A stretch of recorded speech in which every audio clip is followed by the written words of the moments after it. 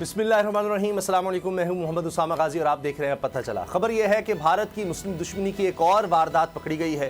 پہلے کینیڈا نے مودی سرکار کی انتہا پسندانہ پالیسیوں اور کالے کرتوتوں کا بھڑا پھوڑا، اب قطر نے بھی اسرائیل کے لیے جاسوسی کرنے والے بھارتی نیوی کے سابق اہلکاروں کے مکروہ کردار بے نقاب کر دی ہے۔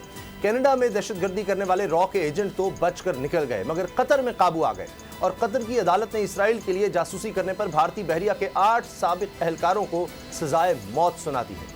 یہ بھارتی ایجنٹ بظاہر قطری بحریہ کے لیے سامان بنانے والی کمپنی میں ملازمت کر رہے تھے، مگر اندرون خانہ خفیہ معلومات اسرائیل تک پہنچا رہے تھے۔ سچ یہ ہے کہ پاکستان نے بار بار دنیا کی توجہ بھارتی دہشت گردی کی طرف دلوائی، بھارتی دہشت گرد کلبھوشن کی گھناؤنی کارروائیوں کے ثبوت تک دے دیے، مگر عالمی طاقتیں نظر انداز کرتی رہیں۔ کینیڈا اور اب قطر کے واقعے کے بعد دنیا کو یقین آ گیا ہوگا کہ بھارتی عزائم سے عالمی امن کو خطرہ ہے۔ اس کی مزید تفصیلات بھی آپ تک پہنچاتے رہیں گے۔ سبسکرائب کریں اور بیل دبائیں تاکہ کوئی خبر رہ نہ جائے۔